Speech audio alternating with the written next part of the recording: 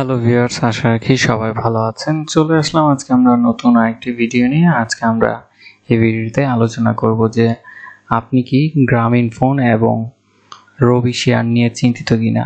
আশা করি আপনারা বিস্তারিত জানার জন্য অবশ্যই আমার সাথেই থাকবেন।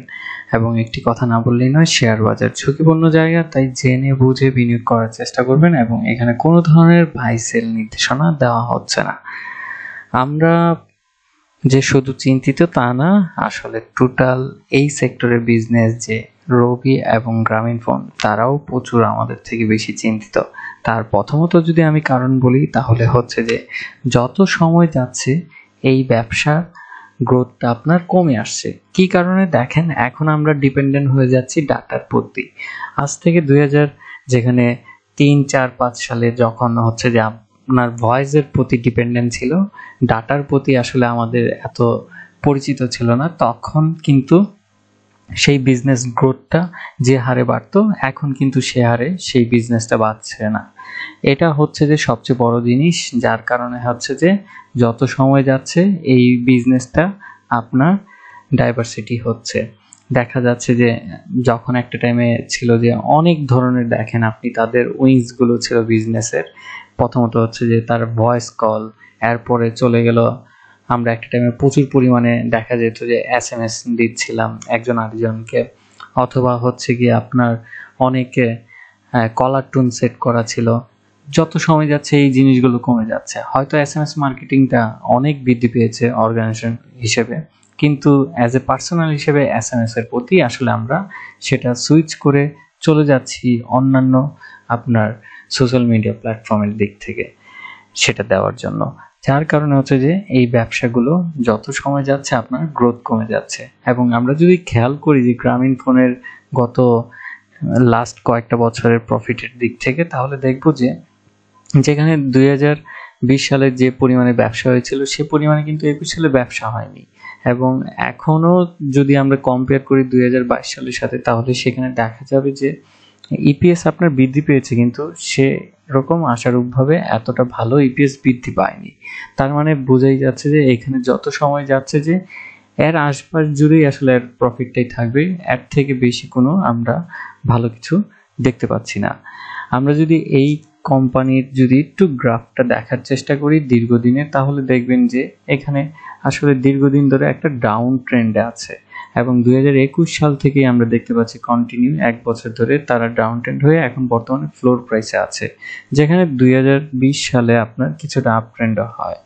অন্যদিকে যদি আমি রবির কথা বলার চেষ্টা করি, রবি আসলে এই মার্কেটে লিস্টেড হওয়ার পরেই একটা সময় বেশ কিছু হাইপ তৈরি হয়, এরপরে কিন্তু রবি অনেকাংশেই ঝিমিয়ে যায়। এবং হচ্ছে তার ঝিমানোর কারণ হচ্ছে যে রবি তার সর্বোচ্চ চূড়ায় গিয়ে সেটা থেকে বড় বড় স্মার্ট ইনভেস্টর বের হয়ে আসে, এরপরেই সেটার থেকে আপনার দেখা যাচ্ছিল যে পাবলিকের হাতে শেয়ার আটতে আছিল।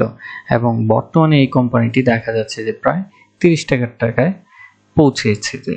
এবং এই কোম্পানিটির প্রচুর পরিমাণে শেয়ার রয়েছে, যেখানে আমরা দেখতে পাচ্ছি 523 কোটি, এবং যেখানেই আপনার মেজরিটি শেয়ার রয়েছে স্পন্সর ডিরেক্টরের কাছে, কিন্তু তার বাদে পাবলিকের হাতে প্রচুর পরিমাণে শেয়ার রয়েছে।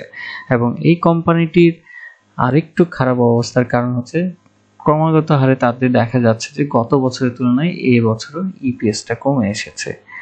তো এটা আসলে শুধু আমাদের জন্য ভাবার বিষয় না, এই ব্যবসাটা নিয়ে তারাও বেশি কনসার্ন হচ্ছে যে এই ব্যবসা ভবিষ্যতে আসলে কিভাবে আরো বৃদ্ধি করা যায়। এবং তারা বেশ কিছু ডাইভার্সিটি যাচ্ছে। এমনও দেখা যাচ্ছে যে রবি গ্রামীণ ফোন অনেক ধরনের সলিউশন নিয়ে আসছে এসএমই মার্কেট কিংবা আদার কোম্পানির জন্য, এবং তারা চাচ্ছে যে বিভিন্ন উইংস থেকে প্রফিট জেনারেট করার জন্য। তো এই হচ্ছে যে টোটাল এই সেক্টরের অবস্থান। এটা থেকে আসলে কিভাবে বের হবে, এইখান থেকে আসলে বের হওয়ার শর্ট টার্মে আসলে কোনো উপায় নাই। আপনি যদি পোর্টফোলিওর যদি ন্যূনতম পার্সেন্টেজে এখানে ইনভেস্টমেন্ট করে থাকেন, আমি বলবো যে সেটা থাকতে পারে। আর যদি মনে করেন যে না, আমার এই রিটার্নটা কবে নাগাদ আসবে সে আশার উপর না থেকে, আপনি এখান থেকে সুইচ করে অন্য আরেকটা ভালো ফান্ডামেন্টালে ইনভেস্টমেন্ট করতে পারেন, যেখানে হচ্ছে গ্রোথটা বেশি। এটাই আমার কাছে মনে হচ্ছিল যে, কিন্তু আমি বলবো যে এই ব্যবসাগুলোতে ভালো ভালো ম্যানেজমেন্ট রয়েছে, তো তারা চাবে যে এইরকম একটা জায়গায় গ্রোথে না থেকে কন্টিনিউ কিভাবে গ্রোথ বাড়ানো যায় সেদিকে অবশ্যই তারা ফোকাস রয়েছে। হয়তো ভবিষ্যতে আমরা এই কোম্পানিগুলোর কাছ থেকে আবার ভালো একটা অবস্থান দেখতে পাবো। তো এই ছিল আজকে আমার এই দুটো স্টক নিয়ে আলোচনা। আশা করি আপনারা কিছুটা হলেও উপকৃত হবেন। আজকে এতটুকুই। ভালো থাকুন, সুস্থ থাকুন এবং শেয়ার বাজার জেনে বুঝে বিনিয়োগ করুন। ধন্যবাদ।